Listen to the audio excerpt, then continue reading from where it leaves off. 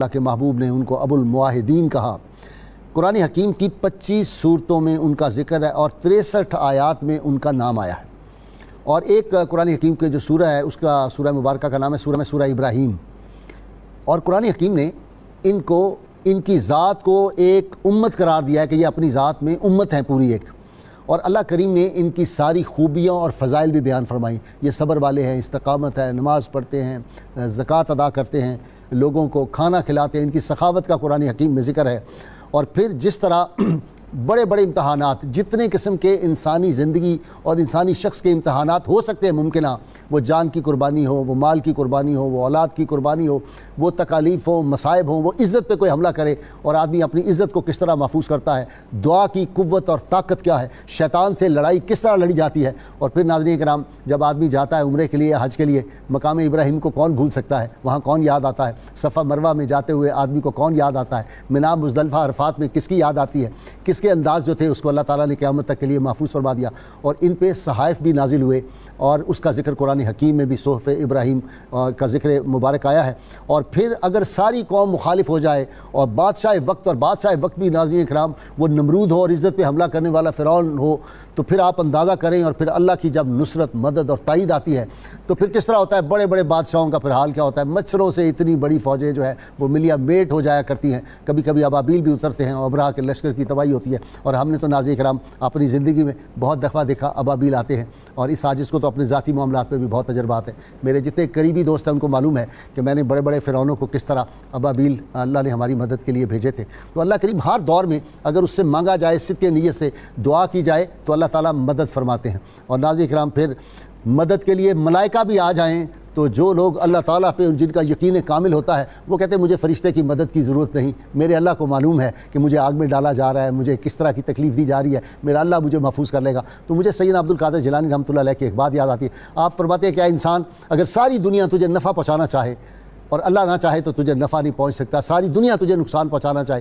اللہ نہ چاہے تو تجھے نقصان نہیں پہنچ سکتا۔ ناظرین کرام، آج ہم ذکر پاک اس ہستی کا کر رہے ہیں جو فرشتوں کو بھی کہتا ہے کہ حسبی اللہ و نعم الوکیل، میرے لیے اللہ کافی ہے، وہی میرا کارساز ہے۔ وہ کس طرح کارساز ہوتا ہے، اللہ کریم کس طرح مدد فرماتے ہیں اپنے بندوں کی، اور کس طرح ان کے امتحانات ہوتے ہیں، اور انبیاء کے خواب کی اور عام آدمیوں کے خواب کی کیا حیثیت ہوتی ہے شریعت اسلامیہ کے مطابق۔ یہ سب باتیں آج کرنے کے لیے میرے ساتھ شریک گفتگو میری آج کی اس میں سعادت میں مشہور ماہر تعلیم ساری عمر جو تھا کالجوں یونیورسٹیوں میں پڑھایا جناب پروفیسر سعید احمد خان صاحب، ان کے ساتھ کئی کتابوں کے اہم کتابوں کے مصنف ماہر اقبالیات ہیں ڈاکٹر طاہر حمید تنولی، اور ان کے ساتھ نوجوان اسکالر پروفیسر عین الحق بغدادی ہیں۔ میرے تینوں مہمان آپ کے جانے پہچانے، آپ تینوں کا بہت شکریہ خان صاحب جی۔ آپ سے ابتدا کر رہا ہوں جی، سیدنا ابراہیم علیہ السلام خلیل اللہ کا دوست بندہ بن سکتا ہے؟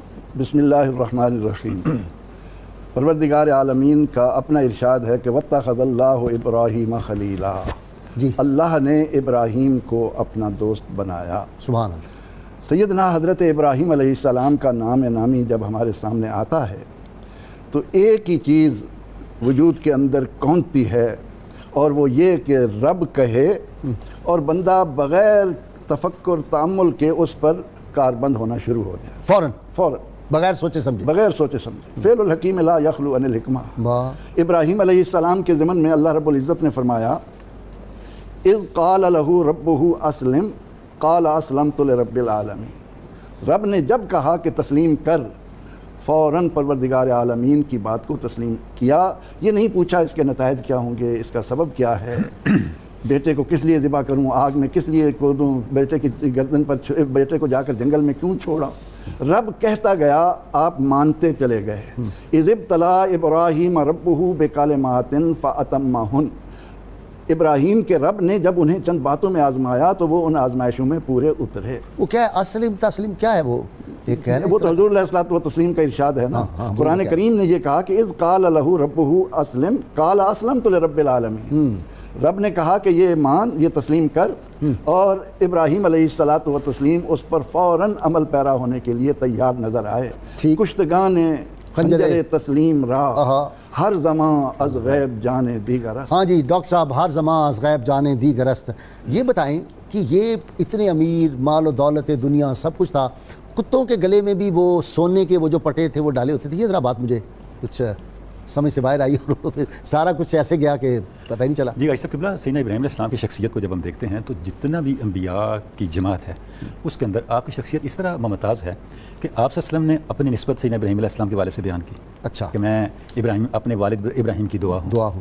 اچھا، اللہ رب العزت نے جن انبیاء میں سے شاید واحد ایک نبی کی بار بار اتباع کرنے کی تلقین کی وہ سیدنا ابراہیم علیہ السلام ہے. اچھا. 9 مرتبہ آپ کے طریقے کو ملت حنیف قرآن مجید میں کہا گیا. ٹھیک. اور یہ اس بات کا بار بار کہا گیا کہ آپ ملت حنیف جو ہے اس کی پیروی کریں. تو ہم کہہ سکتے ہیں کہ ہم ملت ابراہیمی ہیں. بلا شبہ. ملت اسلامیہ ہم کہتے ہیں نا. تو ملت اسلامیہ ملت ابراہیمی ہی کا تسلسل ہے غازی صاحب قبلہ. اور اچھا، اب اس کی متبادل بھی ہیں ایک دوسرے کے. متبادل تب ہوتا ہے جب 2 چیزیں ہوں. اچھا. جب ایک ہوگا پھر متبادل تو نہیں ہوگا. غازی صاحب قبلہ عرض یہ ہے کہ سیدنا ابراہیم علیہ السلام کی شخصیت میں کچھ ایسی خصوصیات اللہ رب العزت نے ڈالی جس کی وجہ سے آپ کا نامی، آپ کا طریقہ اور آپ کے لیے ذکر خیر قیامت تک باقی رہے گا. اگر آپ ان چیزوں کو گننے لگیں تو پہلی بات یہ آتی ہے کہ آپ کو اللہ نے صاحب قلب سلیم بنایا. ٹھیک. قلب سلیم کا مطلب کیا ہے؟ ایسا دل جو ہر طرح کے نقص سے پاک ہو. ٹھیک. آپ کا دل شرک، شک اور تزلزل سے پاک ہے. یہ تو ہر نبی کی یہی صفت ہے. غازی صاحب قبلہ ہے، لیکن جس کمال پہ سیدنا ابراہیم علیہ السلام کی ہستی ہے. اب آپ نے عجیب بات کر دی. اب میں ذرا اس پہ تھوڑا سا اجازت دیں گے، میں 2 باتیں کہتا ہوں. بسم اللہ. آپ ہر نبی میں خصوصیات ہیں، لیکن وہ خصوصیات جب سیدنا ابراہیم علیہ السلام میں آتی ہیں تو وہ ایک نئی شان کے ساتھ آتی ہیں. کیسے؟ ٹھیک. جب ہم دیکھتے ہیں لوط علیہ السلام کی قوم کے پاس فرشتے آئے لوط علیہ السلام کی قوم کو عذاب دینے کے لیے. تو پہلے آپ کے پاس آئے. ٹھیک. اس سے لمبا واقعہ ہے. ہاں جی. ٹھیک. اس کے دوران ایک ایسا موقع آیا کہ انہوں نے آپ کو بیٹے کی بشارت دی. جب بیٹے کی بشارت دی، حضرت سارہ کھڑی تھی. حضرت سارہ نے کہا کہ بیٹا کیسے ہوگا؟ بوڑھے میں بھی بوڑھی، یہ بھی بوڑھے. غازی صاحب قبلہ ابراہیم علیہ السلام نے نہیں کہا بیٹا کیسے ہوگا. واہ واہ واہ واہ. ابھی بات مکمل نہیں ہوئی. اس کے ساتھ 2 واقعات قرآن مجید میں مذکور ہیں. آپ نے فرمایا یہ خصوصیات تو پہلے انبیاء میں بھی ہیں. تو فرق کیا ہے؟ فرق یہاں یہ ہے جب زکریا علیہ السلام کو اللہ نے بیٹے کی بشارت دی تو انہوں نے کیا کہا؟ انا یکون لی غلام. میرا بیٹا کیسے ہوگا. جب سیدہ مریم کو بیٹے کی بشارت دی تو انہوں نے کیا کہا؟ انا یکون لی غلام. یہی الفاظ ہیں، میرا بیٹا کیسے ہوگا. زکریا کہہ رہے ہیں میں بوڑھا، میرا سر سفید ہو گیا، میری ہڈیاں نچڑ گئیں، میری بیگم میری اہلیہ بوڑھی ہوگی، بیٹا کیسے. سیدہ مریم کہہ رہی ہیں مجھے تو کسی انسان نے چھوا تک نہیں، بیٹا کیسے ہوگا. ابراہیم علیہ السلام نہیں کہہ رہے بیٹا کیسے ہوگا. واہ واہ. یہ یقین ہے. واہ واہ. جب سارہ کہتی ہیں بیٹا کیسے ہوگا، اب فرشتوں کا جواب بھی سنیں. قالوا اتعجبین من امر اللہ. اے سارہ کیا آپ کو اللہ کے امر سے حیرت ہوتی ہے؟ اگر آپ اس آیت پہ غور کریں تو اہل علم فرماتے ہیں اس کا اصل مطلب یہ ہے سارہ ابراہیم کے ساتھ رہ کر بھی آپ کو اللہ کے امر پہ حیرت ہوتی ہے. واہ واہ واہ واہ واہ واہ واہ واہ. یہ اصل بات ہے. واہ. اچھا جی، یقین اللہ پہ اس حد تک. وہی فرشتے آئے ہوئے ہیں، وہ کہہ رہے ہیں ہم مدد کے لیے تیار ہیں. اور ایک طرف ہم طائف میں بھی دیکھتے ہیں فرشتے حاضر ہو جاتے ہیں، پہاڑ گرا دیں. اور اس کے باوجود سیدنا ابراہیم اور آگ سامنے جل رہی ہے، تیار ہے، منجنیق بھی تیار ہے. جی بسم اللہ الرحمن الرحیم. غازی صاحب آج آپ کا جو پروگرام ہے، آج کے دور میں امت مسلمہ بالخصوص جو یقین کی کمی ہے ہمارے اندر، آپ کے انٹرو کا وہ ایک جملہ جو بالخصوص آج کے دور میں صادق آتا ہے. آپ نے فرمایا کہ یقین محکم، کہ سیدنا ابراہیم علیہ السلام اور طاہر مدنی صاحب نے جس پہ بات کی کہ یقین کا امر تھا. سیدنا ابراہیم علیہ السلام جس دور میں تشریف لائے تھے وہ دور شرک کا دور تھا. ہر طرف بتوں کے پجاری لوگ موجود تھے. بت پرستی خدا بنا لی، بت پرستی تھی. اس دور کے اندر جب اس جابر اور ظالم حکمران کو انہوں نے للکارنا تھا تو اس کے لیے یقین کی وہ اعلیٰ علامت کا ہونا بھی ضروری تھا. پھر آپ نے اس لیے اللہ رب العزت سے یہ دعا مانگی تھی رب ارینی کیف تحیی الموتیٰ. اے اللہ مجھے دکھا دے کہ تو مردوں کو زندہ کیسے کرتا ہے. تو اللہ رب العزت نے، ہمارے جیسے لوگ اگر اتنی سی بات پہ ہوتے ہیں نا تو اعتراض بہت کرتے ہیں. تو اللہ رب العزت نے پوچھا کہ آپ کو ایمان نہیں ہے کہ میں مردے زندہ کر سکتا ہوں؟ تو فرمایا کہ ہاں مجھے ایمان ہے، لیکن میں عین الیقین کے درجے پہ فائز ہونا چاہتا ہوں. تو پھر وہ آگے ہے کہ وہ پرندوں کا کہا گیا لیطمئن قلبی، لیطمئن قلبی، تاکہ میرا دل مطمئن ہو جائے. اور وہ کیا تھا کہ جہاں پر بھی جب میں اس کفر کو للکاروں گا تو اس وقت میرے دل کے اندر لغزش نہ آنے پائے. یہ وہ بنیادی نقطہ تھا. اب یہاں پر اللہ رب العزت، دیکھیں جب حضور نبی کریم صلی اللہ علیہ وسلم کو اللہ رب العزت نے مدینہ میں ایک اسلامک اسٹیٹ کی فارمیشن کے لیے یہ اجازت ہوئی کہ آپ نے ہجرت فرمانی ہے، تو اس سے پہلے بھی عین الیقین کے درجے پہ معراج شریف کی صورت میں فائز کیا کہ عین الیقین کا درجہ آیا معائنہ مشاہدے کے ساتھ. تو جب آپ کے عین الیقین کے درجے پہ آپ فائز ہوئے، وہ تو حق الیقین کہیں گے نا. حق الیقین ہے بالکل ہے نا، وہ تو حق الیقین کا درجہ ہے، مشاہدات. تو سیدنا ابراہیم علیہ السلام جب اس درجے کے اوپر فائز ہوتے ہیں تو اس کے بعد آپ پھر دیکھیں جب آپ کو آگ میں جھونکا جاتا ہے تو آپ کا یقین، وہ اعلیٰ یقین کا وہ اس درجے پہ فائز ہوتے ہیں کہ فرشتے بھی آ کر پوچھتے ہیں کہ آپ کو کسی مدد کی ضرورت ہے. آپ کو اللہ کی ذات کے اوپر جو یقین ہوتا ہے، فرماتے ہیں وہ مجھے دیکھ رہا ہے، وہ میری مدد کرے گا. اور ایک بات آپ نے دیکھا ہے کہ آپ صلی اللہ علیہ وسلم کو بھی حکم ہوتا ہے کہ آپ اپنے اقربا کو جو ہے وہ دعوت دیں دین کی.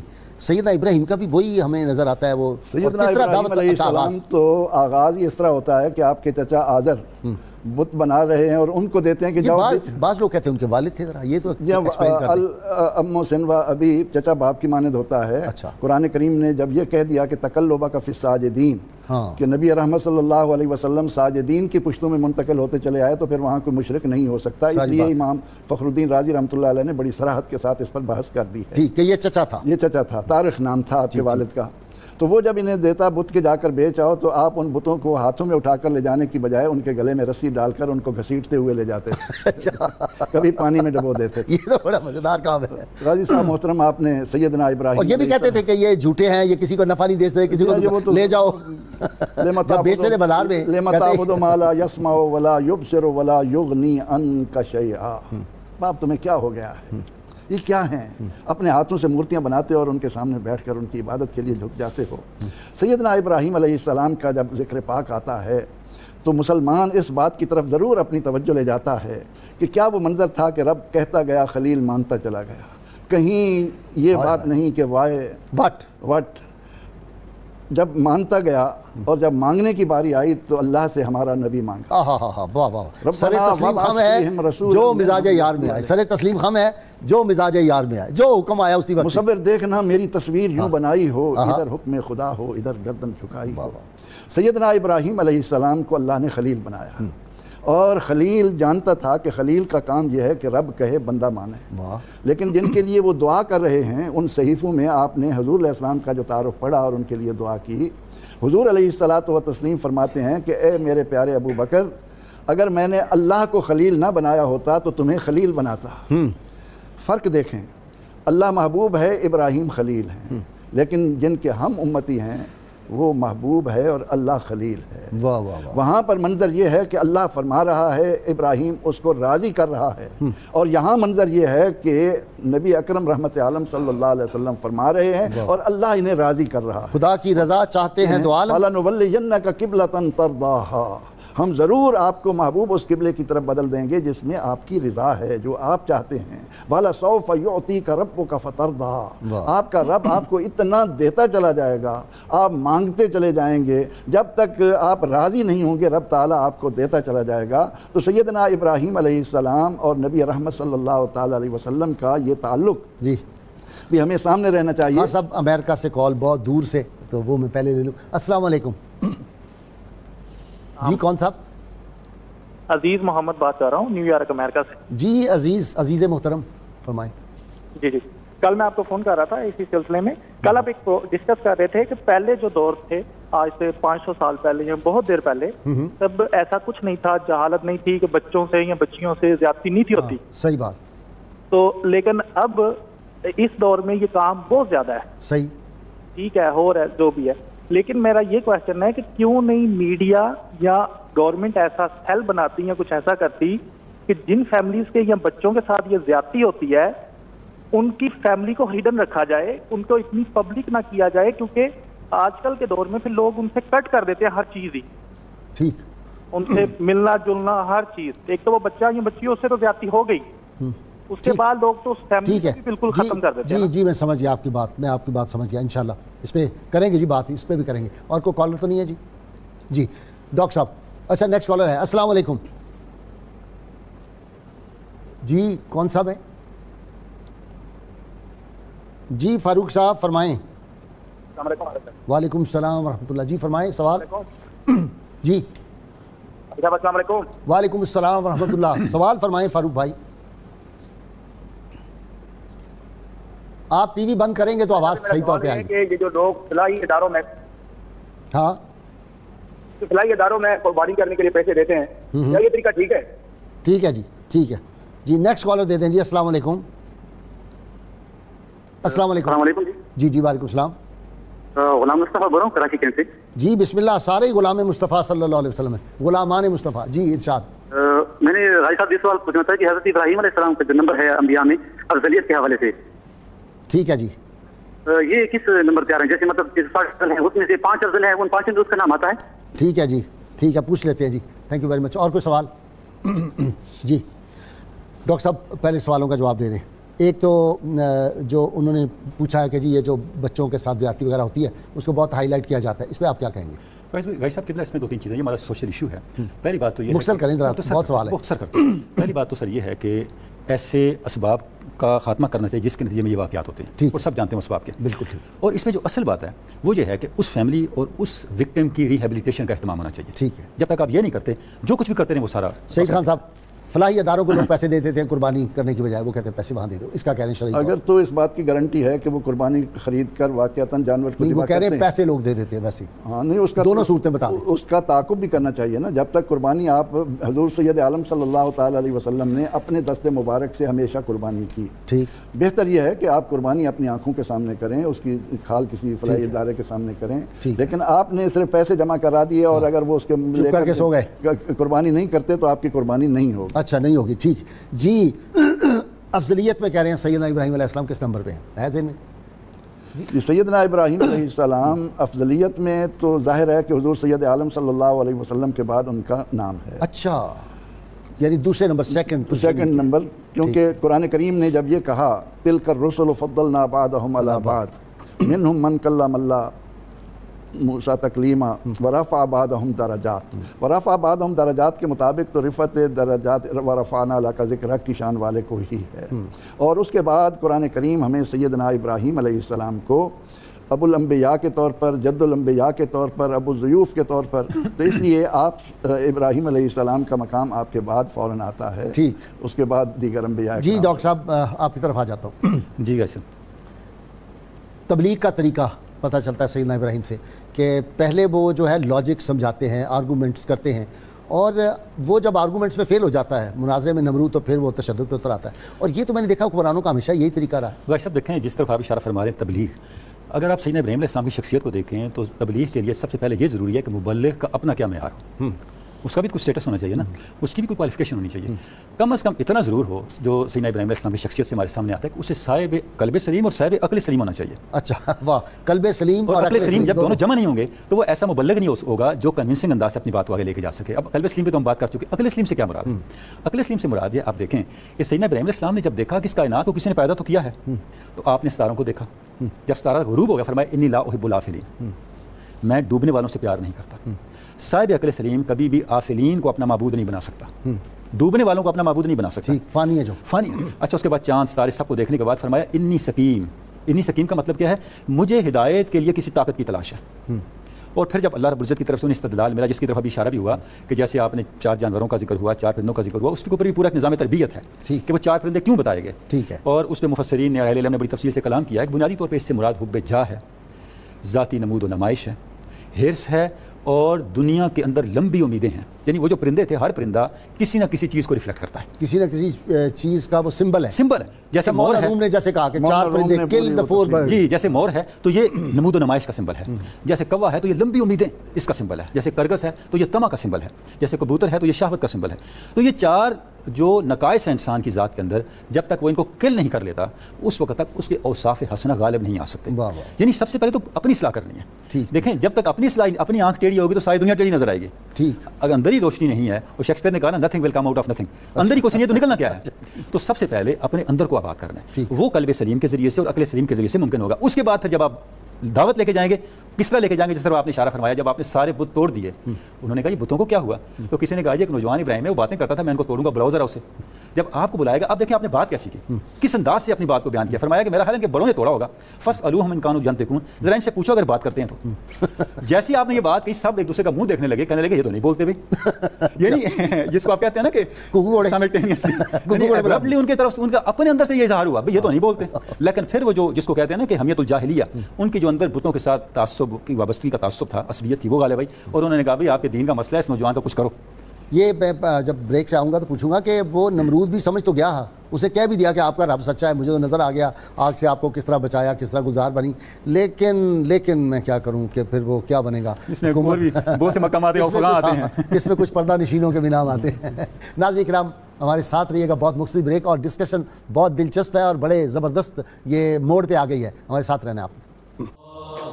सल्ली अला सय्यिदिना व मौलाना मुहम्मद व अला سيدنا علي وسيدتنا فاطمة وسيدتنا زينب وسيدنا حسن وسيدنا حسين وعلى آله وصحبه وبارك وسلم.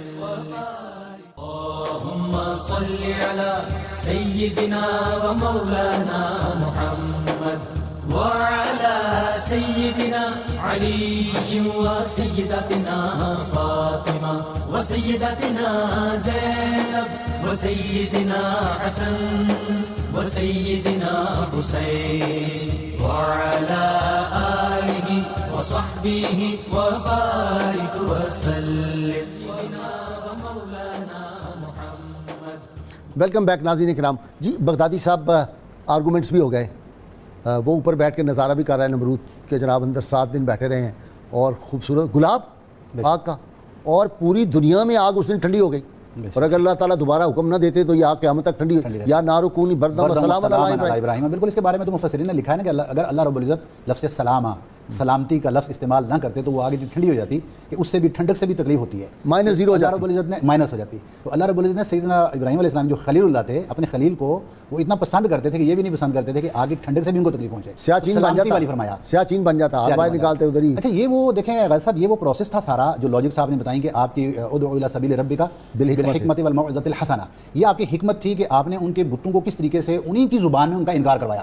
ستارے دیکھے انکار کروایا کہ ڈوب جاتے ہیں, چاند دیکھا, سورج دیکھا, اس کے بعد آپ یہاں پر پہنچ کے جب آگ کا یہ واقعہ آتا ہے تو یہ وہ ہے جو آپ کا پیک سچویشن آ جاتا ہے. ٹھیک ہے کہ آپ یہ پروسیس طے کرتے ہوئے آپ اس جگہ پر آ گئے ہیں جو سب سے اعلیٰ دربار تھا اس دور کا دنیا کے اعتبار سے, اور وہ نمرود کا دربار تھا. نمرود نے مختلف تاریخ کے اندر یہ واقعات پائے جاتے ہیں کہ دیکھ لیا تھا کہ آپ آگ کے اندر کس طریقے سے سکون اور اطمینان کے ساتھ وہاں بیٹھے ہوئے ہیں. گلاب کے پھول تھے, پھولوں اور باغات کے اندر, اور پھر یہ بھی ہے کہ ایک فرشتہ بھی آپ کی شکل میں آپ کو مانوس کرنے کے لیے آپ کے ساتھ موجود تھا. اچھا لیکن بغدادی صاحب جن رسیوں سے آپ کو باندھ کے پھینکا گیا تھا وہ جل گئی ہیں, لیکن آپ کو اس کا اثر تک نہیں ہوا. کمال ہے. تو یہی بنیادی طور پہ نا خلیل اللہ اور آپ کی استقامت اور یقین کا ہی یہ نتیجہ تھا کہ آپ کو اللہ رب العزت کے اوپر اس حد تک یقین تھا.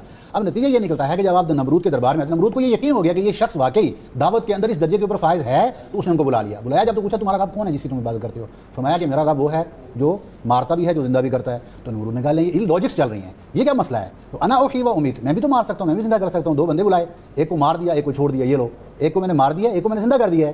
تو یہ تو بات وہی ہوگی جو آپ کہہ رہے تھے. اب حکمت میں دیکھیں کہ آپ نے پہلے وہ والا آپ کو دلیل پہ لائے کہ جس کے اوپر اس کے پاس جواب تھا, لیکن دوسری سائڈ آپ نے وہ دلیل دی کہ جو اس کے لیے ممکن نہیں تھی. آپ نے فوری طور پہ اس سے پوچھا کہ میرا رب تو وہ ہے جو مشرق سے سورج کو طلوع کرتا ہے, اگر تو بھی خدا ہے تو لا پھر مغرب سے طلوع کر کے دکھا. تو اس وقت کہتے ہیں وہ الذین کفروا, کہ جو کافر لوگ تھے اس وقت وہ حیران رہ گئے اور وہ ان کی دلیل کے اوپر جواب نہیں رہا ان کے پاس. جی کالر آ گیا, السلام علیکم. کون صاحب ہے؟ جی جی السلام علیکم. وعلیکم السلام ورحمۃ اللہ. جی جی میں نادیہ شاہ بات کر رہی ہوں لیا سے. جی نادیہ بیٹے بتاؤ. ہاں جی میرے نا 3 سوال ہیں, وہ چھوٹے چھوٹے سے. ایک تو یہ کہ حضرت ابراہیم علیہ السلام کی اولاد کتنی تھی, اچھا, اور دوسرا سوال یہ ہے کہ میں نا قرآن پاک پڑھ رہی ہوں تجوید کے ساتھ انٹرنیٹ سے ڈاؤن لوڈ کر کے کہ وہ چھوٹی چھوٹی آیت ہیں, اور اس کا بھی میں یہ کر سکتی ہوں یا نہیں. اور تیسرا سوال یہ ہے, وہ ہمارے گھر میں نا بلی رکھی ہوئی ہے ہم نے, تو وہ بلی جو ہے نا وہ ہمارے کپڑوں کے ساتھ لگتی ہے, ہمارے ارد گرد پھرتی ہے, اور نہ ہم اسے پیار سے مار بھی دیتے ہیں کہ وہ حکم تو یہ ہے کہ اسے نا ابھی روئی کے گولے سے مارنا ہے, اور ہم تو اسے کبھی جوتوں سے بھی مار دیتے ہیں, پیار سے مارتے ہیں. جیسے کہ وہ اب ہمارے گھر میں نا نیند کے اوپر نا کاکا نے گھونسلہ بنایا نا, وہ اسے خراب کرنے کے لیے چڑھتے ہیں نا, اسے مارنے کے لیے وہ کرتے ہیں. تو 2-3 دن سے وہ ایسے کرے نا. اب ٹھیک ہے نیکسٹ کالر دے دیں جی. یہ بلی والا تو ڈاکٹر تنولی کا ہے, یہ بھی بلیوں کا بڑا شوقین ہے, اس سے پوچھیں. السلام علیکم. جی السلام علیکم. جی وعلیکم السلام. محمد محبوب بات کر رہا ہوں جی ساہیوال سے. جی فرمائیں محبوب صاحب. غازی صاحب یہ میں سوال کرنا تھا, پیارے آقا علیہ الصلوۃ والسلام نے فرمایا کہ میری نسل پاک میں سے کسی نے بھی شرک نہیں کیا. صحیح. اللہ رب العالمین کے ذات کے علاوہ کسی کی عبادت نہیں کی. تو آزر جو بت پرست تھا اس کو کس طرح حضرت ابراہیم کا والد کہا جاتا ہے؟ وہ تو آپ دیکھیں نا, پہلے ہی پروفیسر صاحب نے, سعید احمد خان صاحب نے بتا دیا, وہ چچا تھا, آپ کے والد طارق تھے, یہ انہوں نے بتا دیا خان صاحب نے, یہ پہلے جواب آ چکا ہے. نیکسٹ دے دیں جی. السلام علیکم. جی وعلیکم السلام. آفتاب عالم کر رہا ہوں جی کراچی سے. جی آفتاب صاحب آپ خیریت سے ہیں؟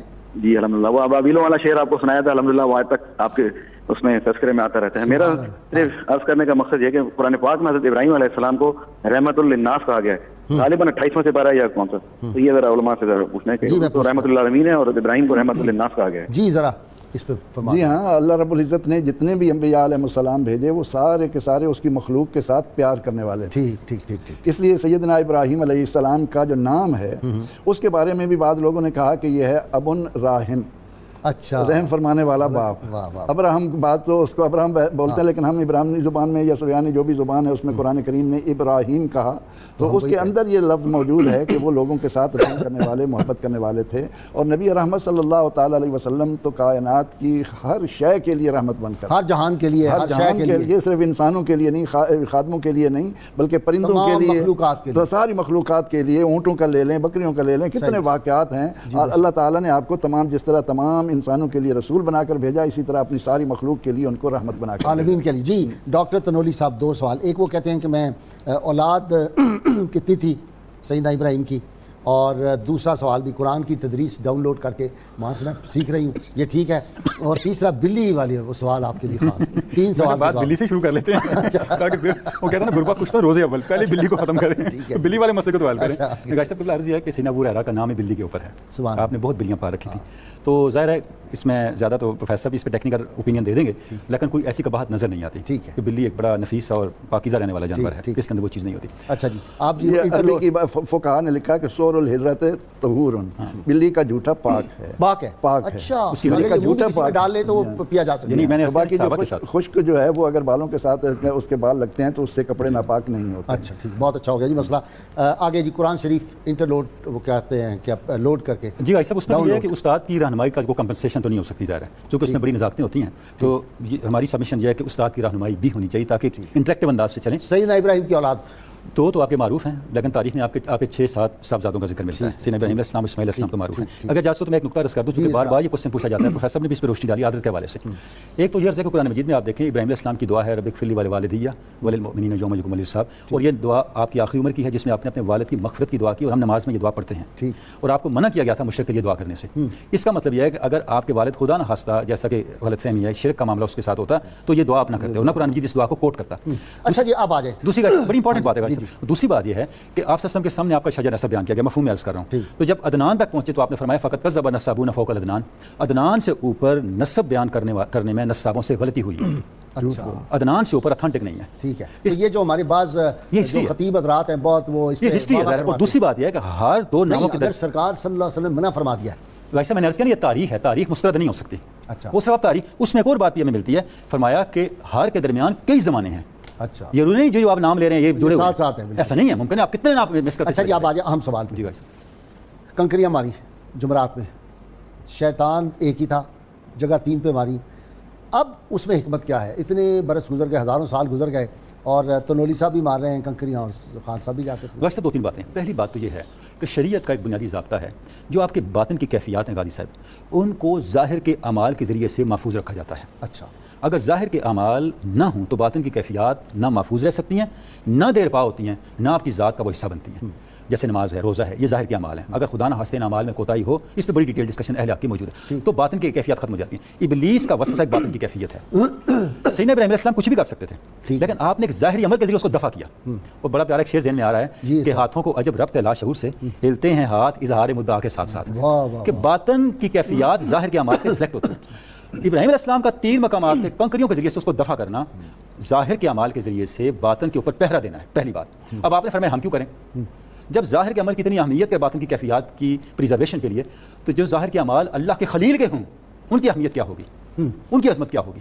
کیونکہ اس کی نسبت ایک صاحب قلب سلیم کے ساتھ ہے، اللہ کے ایک محبوب بندے کے ساتھ ہے. لہذا جب بھی آپ اس عمل کو دہراتے رہیں گے، آپ اس برکت تک پہنچتے رہیں گے جس برکت کے اصول کے لیے وہ عمل انجام دیا. نہیں، دوسرا یہ کہ آپ شیطان کے حملے سے بھی محفوظ رہیں گے. بھائی صاحب، حملہ انہوں نے عمل کیا، جب ہم میں وہی عرض کر رہا ہوں، شیطان کے حملے سے آپ کئی طریقے سے بچ سکتے ہیں، لیکن یہ وہ عمل ہے جو خلیل اللہ نے کیا. ہاں، ان پہ اگر حملہ کرنے کی اس نے کوشش کی تو ہم پہ تو ہر وقت حملہ کرنے کی کوشش نہیں کرتا، حملہ آور ہے، تو اس کو دفع کرنے کے لیے کافی حد تک کامیابی ہو جاتا ہے. کافی حد سے کافی کو نکال ہی رہے ہیں، کامیاب ہے جیسے حالات نظر آ رہے ہیں. صحیح بات ہے. نہیں، انشاءاللہ آنے والے دنوں میں کچھ مہینوں کے لیے تو میں سمجھتا ہوں بہت ناکام ہوگا. اگر وہ ہمارے کہنے پہ لوگ چلتے رہے تو انشاءاللہ شیطان پیٹتا رہے گا اور روتا رہے گا اور جا کے احتجاج کرتا رہے گا شیطان. لیکن اگر وہ ہمارے کہنے پہ نہ چلے، نبی کریم صلی اللہ علیہ وسلم کے گستاخوں کو، دین کے دشمنوں کو ساتھ ملایا، تو پھر شیطان کا حملہ کامیاب ہوگا. ہم نے دونوں راستے بتا دیے. ناظرین کرام، آج کے سوال کا وقت ہو گیا. ہم ہر روز آپ سے سوال پوچھتے ہیں، جو صحیح جواب دیں ان کو کسان آئل کی جانب سے گفٹ پیش کیا جاتا ہے. سیدنا ابراہیم علیہ السلام کا ذریعہ معاش کیا تھا؟ گزشتہ سوال جو ہم نے آپ سے پوچھا تھا سورۃ النمل میں بسم اللہ الرحمن الرحیم 2 بار آئی ہے. خوش نصیب حضرات جنہوں نے سب سے پہلے صحیح جواب دیے: امبرین ارشد لاہور، حافظ محمد حسن بہاولپور، سید محمد علی اکاڑا، خالد جاوید فیصل آباد، محمد بلال حیدر جھنگ، محمد ساجد حافظ آباد، چودھری محمد خبیب حویلی لکھا اکاڑا، مسرت عباس میاں والی، محمد ریاض کراچی، سمیع اللہ سیالکوٹ، ڈاکٹر محمد شہباد رشید ساہیوال، خلیل احمد اسلام آباد. آپ سب کو انشاءاللہ آپ کے گفٹ جو ہیں وہ پہنچا دیے جائیں گے. اچھا جی، اللہ تعالیٰ پھر جب اس کے بندوں کو کوئی تنگ کرتا ہے اور وہ اپنی انتہا پہ پہنچتا ہے تو پھر اللہ کی مدد اور نصرت آتی ہے. پھر کیسے آتی ہے؟ جی بے شک، جیسے سیدنا ابراہیم علیہ السلام کا ہی واقعہ ہے کہ نمرود کے ساتھ جب آپ نے یہ سارے اس کے وار لاجیکلی بھی دعوت کے ناکام ہو گئے اور وہ کوئی جواب نہیں دے پایا، تو اس کے باوجود بھی کیونکہ جو دنیا کی ایک طاقت ہے وہ بڑا خدا ہے ان لوگوں کے لیے، وہ ایمان اور رب کی ذات کے اوپر اس لیے یقین نہیں رکھتے ہیں کہ دنیا کے اندر کو نظر آ رہا ہوتا ہے کہ اگر ہم اس اقتدار سے نکل جائیں گے تو پھر شاید یہ اس لیے نعوذ باللہ پاکستان کے ایک سیاستدان نے کہہ دیا تھا کہ عوام کی مدد کے بغیر تو نبی بھی نہیں کامیاب ہو سکتے. لا حول ولا قوۃ الا باللہ. تو اس لیے ان کو اب بھگتان بھی تو پڑ رہا ہے غازی صاحب، آپ کی بدعائیں بھی ان کے ساتھ تھیں. تو نتیجہ یہ تو دعائیں تھیں، بد دعائیں تو نہیں تھیں. یا اللہ پاکستان کو دیانتدار کو رہا تھا. پاکستان اس سے یہ پتہ چلتا ہے ہر چیز کا ساتھ ہونا بہتر نہیں ہوتا. تو غازی صاحب وہاں پہ جب نمرود اللہ رب العزت جس کی دعوت دی جا رہی تھی اس کے اوپر اس نے عمل نہیں کیا، تو اس وقت خلیل اللہ کی تائید میں اللہ رب العزت کی طرف سے نمرود کے لشکر کو اور اس کی ذات کو تباہ کرنے کے لیے اللہ رب العزت نے سب سے چھوٹا مچھر جس کی کوئی وقت آج کے دور میں نہیں ہوتی، ہم اس کو کچھ نہیں سمجھتے، اللہ نے وہ بھی سمجھتے. اس نے تو مت مار دی. وہ کون سا بخار ہے جی جو ڈینگی نے مت مار دی، حکومتیں ہلا کے رکھ دی بڑی بڑی. اچھا یہ ہوا کیا خاص صاحب؟ یہ وجہ یہ ہے کہ قرآن کریم میں جب مکھی اور مچھر کا ذکر آیا تو مشرکین کہنے لگے کہ یہ اللہ کا کلام نہیں ہو سکتا. اگر اللہ کا کلام ہوتا تو اس میں ایسی چھوٹی چھوٹی چیزوں کا ذکر نہ ہوتا. اس پر رب کریم نے جواب دیا کہ ان اللہ لا یستحیی ان یضرب مثلا ما بعودۃ فما فوقہا، کہ تم یہ ان چیزوں کو معمولی سمجھتے ہو، اللہ تعالیٰ کو ان کی مثال بیان کرنے میں کسی طرح کی کوئی جھجک نہیں ہے. فَيَعْلَمُونَ أَنَّهُ الْحَقُّ یہ آگے جی فَيَعْلَمُونَ أَنَّهُ الْحَقُّ مِن رَبِّهِمْ فَأَمَّا الَّذِينَ آمَنُوا فَيَعْلَمُونَ أَنَّهُ الْحَقُّ وَأَمَّا الَّذِينَ كَفَرُوا فَيَقُولُونَ مَاذَا أَرَادَ اللَّهُ بِهَذَا مَثَلًا.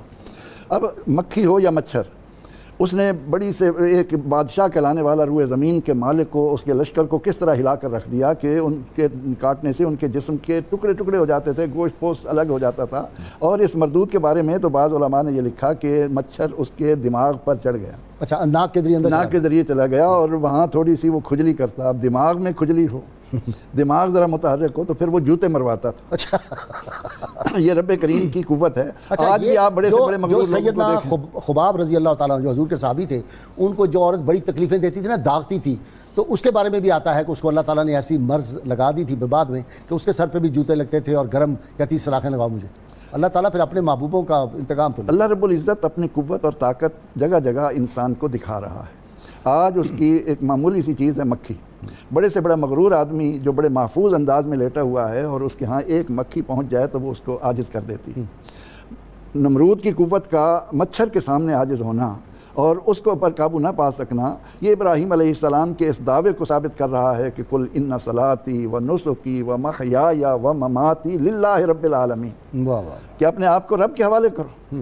اس دنیا کے اندر میں تو اس ابراہیم علیہ السلام کے حوالے سے یہ اس بات پر زور دیا کرتا ہوں کہ وہ لوگ جو رب تعالیٰ کے وجود کے لیے دلیل کے متلاشی رہتے ہیں، وہ سیدنا ابراہیم علیہ السلام کو دیکھیں کہ انہوں نے کس موقع پر دلیل مانگی ہے اور پھر اس کے نتائج آج قیامت تک حج کی صورت میں موجود ہیں. ڈاکٹر تنولی، وہ کیا ہے فضائے بدر پیدا کر کس کا ہے؟ فضائے بدر پیدا کر کے فرشتے تیری نصرت کو اتر سکتے ہیں گردوں سے کتار اندر کتار. اب بھی آپ نے پوچھا کس کا، اقبال کا نہیں ہے.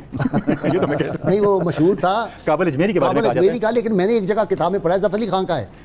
زیادہ مشہور یہی ہے کہ یہ ظفر علی خان کا. آپ نے مجھے کابل اجمیری کا، میں کابل اجمیری کہتا رہا ہوں جی، کیونکہ عام طور پہ غلط علام یہ ہے کہ علامہ کا ہے، تو علامہ کا نہیں. علامہ کا نہیں ہے.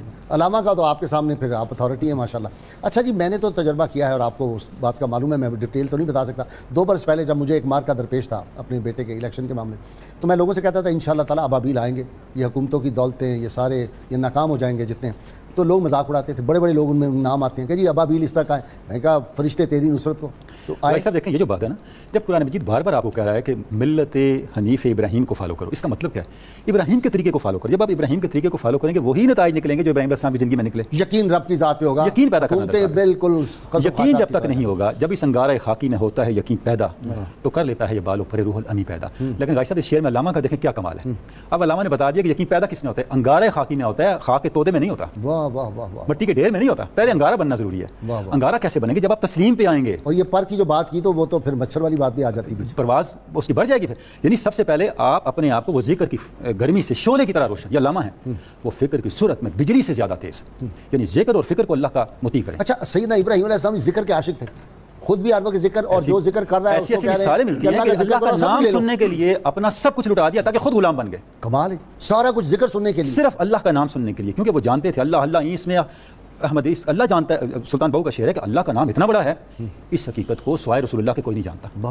لفظ اللہ کیا ہے نا کہ ساری دنیا ایک پلڑے میں ہو غالباً خان صاحب، اور صرف لا الہ الا اللہ محمد رسول اللہ ایک پلڑے میں رکھ دیا جائے۔ یہ اللہ رب العزت نے اپنے کلیم موسیٰ علیہ السلام سے فرمایا تھا اچھا کہ جب موسیٰ علیہ السلام کامیابی سے پار ہو گئے، فرعون غرق ہوا، تو عرض کی مولا کریم مجھے کچھ کلمات بتا جن سے تیرا شکر ادا کروں۔ تو بتایا گیا کہ کہو لا الہ الا اللہ۔ تو آپ کو لگا کہ یہ کلمات تو چھوٹے سے ہیں، فرمایا رب کریم نے کہ ایک پلڑے میں لا الہ الا اللہ رکھ دو اور دوسرے پلڑے میں زمین و آسمان کی وسعتوں جتنی چیز رکھ دو، یہ اس پر بھاری رہے گا۔ اسی لیے پیغمبر رحمت صلی اللہ علیہ وسلم نے فرمایا کہ افضل ذکر لا الہ الا اللہ۔ اور یہ اہل سنت و جماعت کا امت مسلمہ پر احسان ہے کہ صحابہ کرام رضوان اللہ علیہ مجمعین کی طرح مساجد میں آج بھی سلام پھیرتے ہی لا الہ الا اللہ کا، محمد رسول اللہ، لا الہ الا اللہ محمد رسول اللہ کا کلمہ خاصا پورا ہی کہاں کریں کہ لوگ پورا ہی کلمہ پڑھا کریں۔ کلمہ یہ تو جو پاکستان کا مطلب کیا، لوگ آج تک آدھا نعرہ لگاتے تھے تو اللہ تعالیٰ معاف کرے، آدھے نعرے کا نقصان ہوتا ہے، میرے خیال پورا ہی لگانا چاہیے۔ آدھا نعرہ لگانے کا نقصان ہے، شاید ہم پوری بات نہیں کر سکے ابھی۔ لا الہ الا اللہ کا جو تنفیذ ہے تو محمد رسول اللہ کے ذریعے ہوگی نا۔ اس کا نفاذ کیا ہے؟ محمد رسول اللہ۔ جب پورا کریں گے تو ایجنڈا مکمل ہوگا۔ اچھا چھپکلی والا بات رہ گئی، اب وقت ختم ہو گیا ہے۔ ویسے اچھی بات ہے، ایسے پروگرام میں چھپکلی کی بات نہیں ہوئی۔ آپ بچ گئے، وہ چھپکلی والا میں نے پوچھنا تھا۔ ناظرین کرام، کتاب الشفا سے نسخے کا وقت ہو گیا۔ بھولے ہوئے قرآن پاک کو دوبارہ یاد کرنے کا یہ عمل ہے۔ سورۃ النمل کی آیت نمبر 6 ہے، وَإِنَّكَ لَتُلَقَّى الْقُرْآنَ مِن لَّدُنَّ